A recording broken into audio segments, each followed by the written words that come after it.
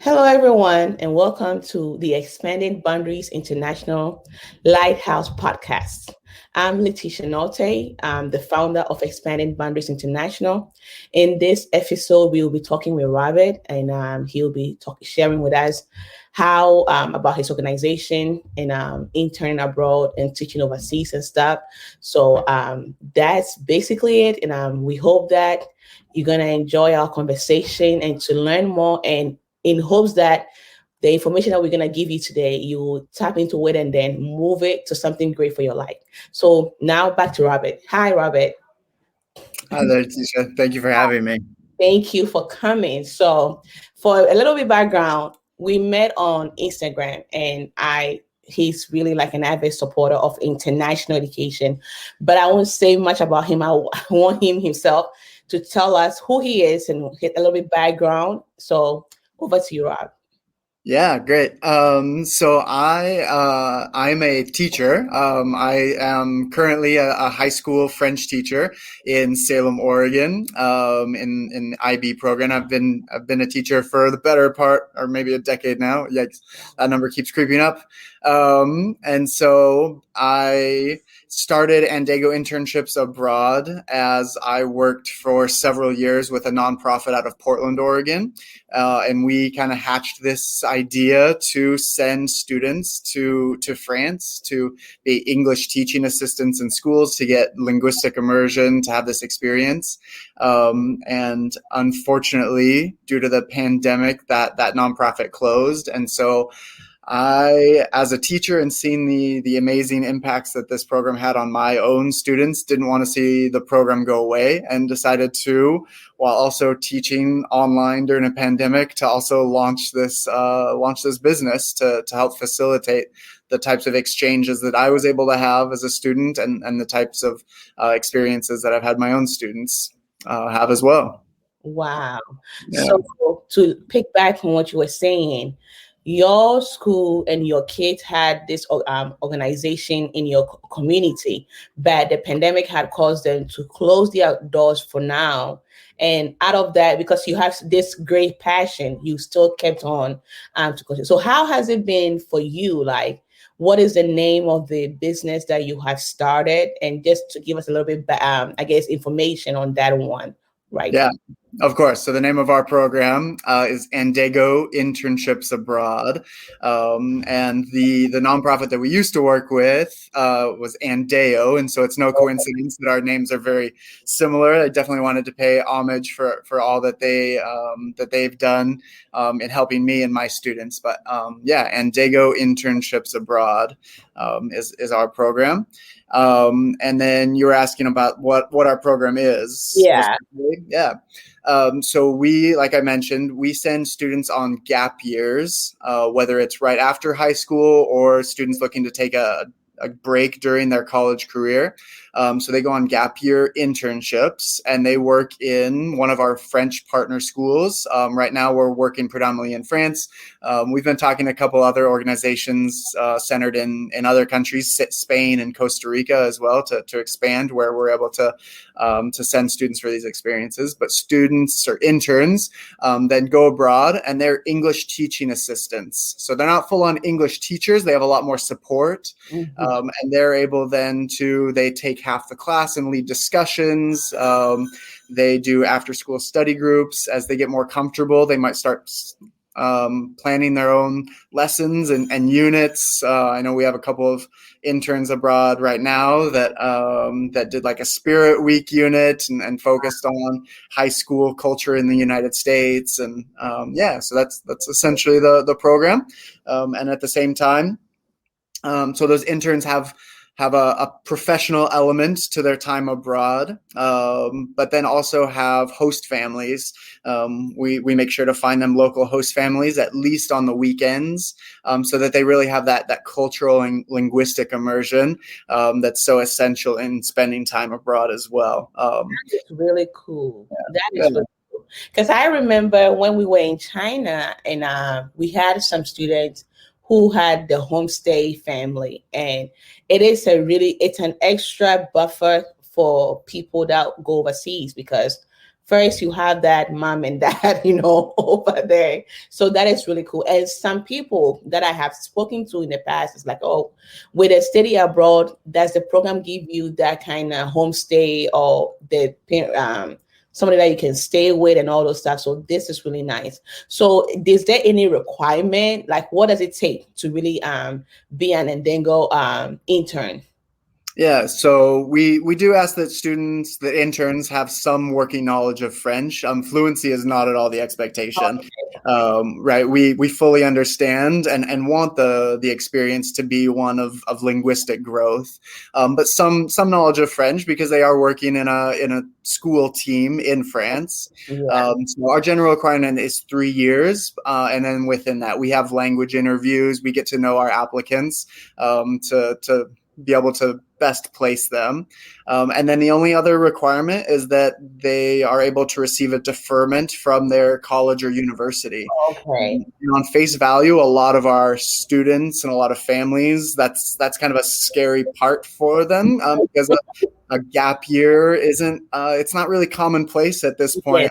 Yes. I think in our culture there's such a heavy push to go straight from high school to college, and and if you stop at all that you're gonna not come back, which isn't generally the case, and even universities more and more are encouraging students to pursue gap years. There's several universities that really push for students to take gap years, to grow individually and to gain a lot of experience as well and skills. So it is true, because for our organization, one of the things that we keep telling people is that why wait and spend 1 year undecided in college, when you can be doing a gap year. So what you guys are doing is really, really awesome, because a lot of students will be in school for a semester or for a year and still paying college fees and still be undecided. So that 1 year or a semester that you are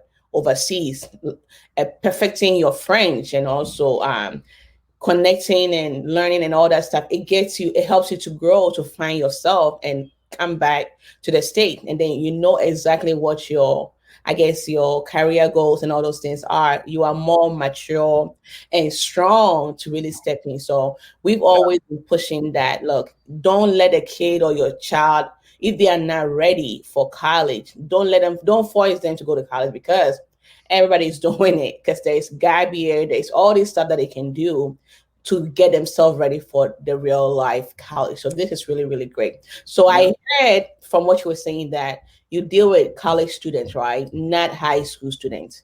Correct. Yeah, it is. The bulk of our interns have been high school graduates, so right after high school, before they enroll in college. But the requirements are anytime during their college career. Okay, that's cool, because most what you might call it is, I remember one time we were in New York, and we had this presentation about study abroad, Gabby and study abroad, and giving out all the U.S. government programs out there. And we had a high school student that was like, I'm not ready for college, but I didn't know about this information. And all my parents is like, we have to go. So I will ask you this question. Sometimes people find it like they find out so late, it's like, oh, I didn't know these programs are out there. So what would be your advice? What is a timeline? If somebody is thinking about this, when should they start to think about the gap year? Yeah. And, I think I can speak to this a little bit because, like I mentioned earlier, that I am a teacher currently. And so in my own program, I start talking to my freshmen, and even though it seems far off, it's not too early. And one of the things I always share at the beginning of the year with my freshmen, and we don't belabor the point, but it's just to get the wheels turning. Is I show them a PowerPoint slide, basically a list of all of the students that I've had in the past that are doing something with their French, whether it's interning abroad, whether it's studying abroad, whether it's a religious mission abroad, whatever it is. And I think that especially for a language like French, but even in Spanish, that the promise is always so far off, right? The promise is always, when you have a job, this will be useful. And when you do this, this will be useful. Yeah. And for them to realize that that doesn't have to be the case. And that having an experience like a gap year or a study abroad or even a summer trip, I take students every other summer, and we do homestays, and we have to find a new organization now that has closed. But I really think that again, going back to that homestay element, I would echo what you said. I would so strongly encourage any program that's pursued by whomever, that there is some sort of homestay element to get that cultural immersion, and then that connection, that relationship that's able to build. But sorry, jumping back to what I was saying is it gets them thinking that these programs are possibilities sooner than they might think. And then what better way to really feel like your university experience is meaningful, but to have this world experience behind you that's guiding you, that's informed you and how you see the world. And I really think that then strengthens that college experience, and then what comes next as well, rather than the other way around, rather than using your language or traveling the world at always being something that's easy to put for later. It's true. So, family, if you heard him right, the best time to start this conversation is around high school. Even if you get to know about it in middle school, that's awesome. But your freshman year, if you were a college, not college, a high school guidance counselor, and I heard it's not what they call it right now, but I'm sorry if it's not. But if you're a counselor, that you are guiding them in their college process and stuff, if you're a teacher, the time to start introducing them to these programs when it comes to summer excursion or even gap year is when they are in high school, their freshman year, and then you walk them through it to help have it at the back of their mind that these informations are there and then these resources are there. So if they want to, they can start planning. And about funding, how is funding done? Like how much roughly and all those stuff? Is there any scholarship? Because people are always thinking about money. And money is one of the biggest reasons why most of our students don't tap into these programs. So can you share a little bit about the financial aspect of this? Yeah, absolutely. And that's one of when I decided to jump into this, it wasn't to create this giant business. It really, my goal and hope is to provide the types of experience that I was able to experience as a first generation college student, right, and have those types of experiences abroad as well. And so one unique thing about our program is that while our interns are abroad, that they receive a monthly stipend, which really helps cover expenses once they are abroad. They have room and board are paid for. So whether it's through a host family, or they have, in France, they have what's called an internat. It's sort of a boarding school. So some of our interns will help out in the boarding school during the week and then have a host family on the weekend, but food then is paid for. And then that monthly stipend really helps them then cut down on expenses abroad. And then of course, save some money for what we hope as our global situation continues to improve, allows for some exploration and travel as well. But our program, I would say all in costs a student from anywhere from $8,500 to $9,500 for the year. Okay. And then, which absolutely is undoubtedly is an investment. And, like I said, I think that stipend and things while they're abroad do help with that investment. We do offer some scholarships, and those are purely done on a needs-based, because my goal is to provide the types of opportunities to students that might not have those, might not think of these opportunities otherwise. And so, yeah. Thank you so much. Yeah. I love that you were talking about a stipend and all those stuff, because sometimes you can even get the money for the program, And when you get there, even money for excursion or field trip and Yeah. exploring the place, it also becomes a problem. So I've been there, Yeah. when people are like, oh, we're going here, we're going there. I'm like, I don't have the money. The only money I have right now is to stay my butt here, not anywhere else. So it's a really, really like a nice break. Like they can have that little incentive coming in, but we never like no doubt that this is a great opportunity for them. Just really like expanding their thought process and stuff. Because even no matter how much you learn the language here in the United States, it does not compare to really being in the community that you wake up, you hear it. You everything, everywhere you go, before you go to bed, you hear it. In the taxi, everywhere, you hear the language. So you are forced to, with joy, to really learn more about it. And now I keep saying that when it comes to even the federal government, everybody is needed. The world is, we always say, is so diverse, it's so globalized, and sometimes it sounds so cliche, but the federal government needs everyone. They need everyone to help translate stuff. Businesses need people to translate things. Now companies here, even in the United States, they are trying to reach more customers overseas. So you having that experience, being in France and knowing the language is great, but also you can pick up some marketing skills from there. How are the people? How do they behave? How is their politics like? Do comparison of politics and stuff, and bring that experience back home here and be able to use it to help these businesses here to really market or reach potential clients. So this is really, really a great experience. So I don't think I heard you talk about, I heard you said they will need to be from right after high school and then getting ready for college and stuff. But then is there any, and you said language requirement, they have to have French 3 years, right? Yep. And yeah. So the other question that I have is that they have this kind of like certificate or whatever that you have to get to be able to teach overseas or whatever it is. Is it something like that, or what is it? Do you need any certifications or anything like that to do this? No, so there's no certifications, no requirements like that to participate in our program. Like I said, our interns are language assistants, so they Okay. have a classroom teacher that they have a lead teacher that's kind of their go-to person, and Okay. so it is more it's for the experience. We're tossing around, and we've been in contact with a couple of universities as well as some other organizations to provide like teaching English as a second language, like certification or credit. And those are things that we'll continue to develop. Okay.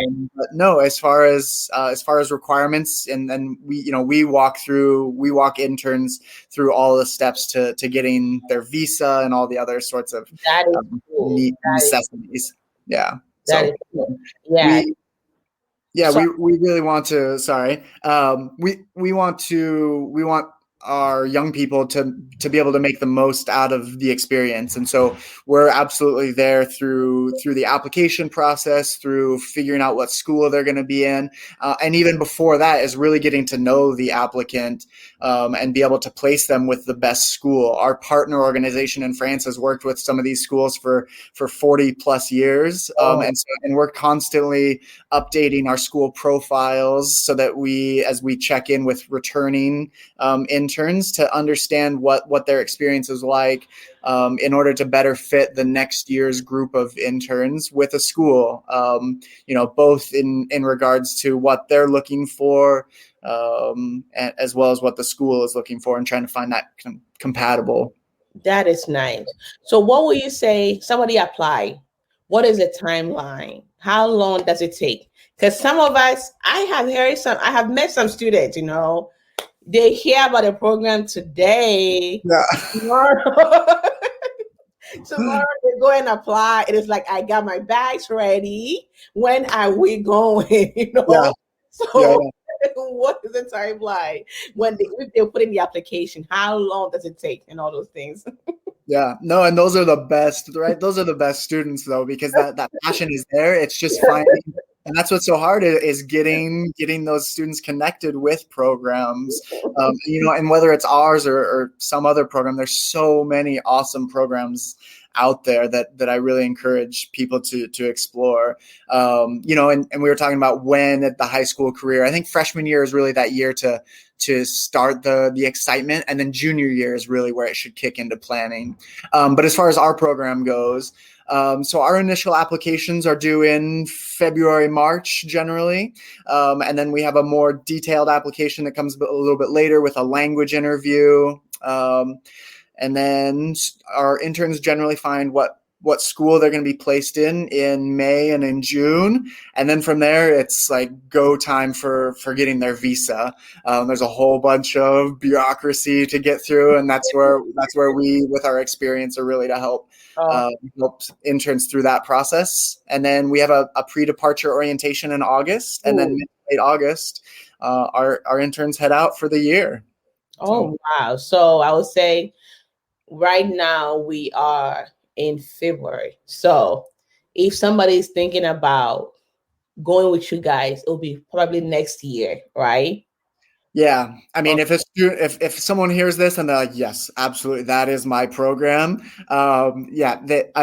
I encourage them to get in touch, but probably next year is the safer bet to be able to make sure that they fully understand and consider their options. Yeah. Okay, that is cool. So we always also sometimes have parents, that have this big fear like, oh my God, I'm going to let my child go overseas. So what are some of the assurance that you have for them? Like, do you have, I don't know how, if I'm wording this right, it's like, how do you incorporate or involve the parent to calm them down and all those things? Yeah, absolutely. So, I mean, there's, some basic obvious things like having info nights and being readily available. And then throughout the entire program, and the emergency contacts and parents are able to get in touch with us by phone, by email. So those little things that obviously can't be looked over. I think the other thing, knowing that our partner organization has had these long-standing relationships with these schools, and that these are really solid schools abroad, it should also be a reassurance as well. I think the other hesitation oftentimes comes with the idea of a gap year, as we were talking about that push being so strong to go straight from high school to college. And, if you take a year off, then you're not going to end up doing anything. You're not going to go to school. You're just going to, bum on my couch for the next 10 years. And so, in that sense, then pointing parents to resources, to experiences of other interns, of other gap year alumni, their parents as well. And that's one of the really cool things that we've implemented is a participant forum, where past, present, and then prospective interns are able to connect with each other. And so not only does that allow for past and present interns to kind of pay forward the experience, it also helps calm nerves of parents, get prospective students excited and prepared as well for the experience. Because as much as I talk about it, right, right, it's just, it doesn't have the same, it doesn't resonate the same. So, yeah. That's nice. So parents, I don't know how to say it. I remember one time I was talking with one parent that have allowed their child to study abroad, and then she was like, love release, love let go. When you love somebody, you have to allow them to explore, to grow. So as much as we love our kids, it's like, oh my God, I want them all close to us. If we really want them to really grow to be that responsible adults in the community, we have to trust them to also make those responsible adult decisions overseas. And I will tell you, I grew up the most when I went to China. I think I came back and I went to my room and I was like, what is all this stuff? I went to my room and it's like, I packed probably all of my clothing, and I just donated them because I did not need any of these things when I was overseas. So I was hard for no reason. And when I came, I freaked out. Like I was in China, I had only 10 clothes or whatever, and I was washing and recycling stuff. So I was like, if I can make it with with limited stuff, why do I need all these stuff? So sometimes when I'm like, wait, this my shirt? What happened to it? But when I came, that culture shock, I just donated my stuff. Yeah. So, and back home, back when you're overseas, there's no mom and dad, so you become very, you are very much aware, and it's like your maturity or your growth level is just like, if you were 80% grown, now you're gonna be like 120% grown. So that your responsibility level gets higher. So Yeah. it's I know he will say, Robert, we cannot express the very needed how much this is needed to allow our students to really explore and stuff. Yeah. So is there anything that you want to add to wrap this thing up about, it's like any tips, anything that you want to give out, saying this, like, this is why we think that this is a great initiative for anyone to tap into? Yeah. I think it comes back to, there's so much of the world, right, that is available. And travel and tourism is amazing, but there, as you know from having been abroad and in China, and there's no experience that can replace that immersion and the connections that happen, and the understanding of other cultures from having lived in it, experienced it, and created connections and relationships with people in those cultures, which then it creates that desire to know more. And whether that desire manifests in other opportunities abroad, or whether it's simply this love and this connection with a language that you have that doesn't even necessarily have to be professional, right? That's the amazing thing about a language. And once you have a language, it's something that someone can't take away from you, right? It has to be nursed, it has to be protected and guided, right? But it can't be taken away. And whether it's just flipping on Netflix in that language, or reading, or a conversation circle, but it's something that's very, very personal and very intimate, that sticks with you, and that connection. I often tell my students, not to offend any mathematicians, most people don't get together with their friends to study math and do math problems. But you can absolutely, like, language absolutely serves that role in creating connections between us. And then that easily flows into the importance of language in developing a more understanding, a more cohesive world, Yeah. as well. So. Yeah.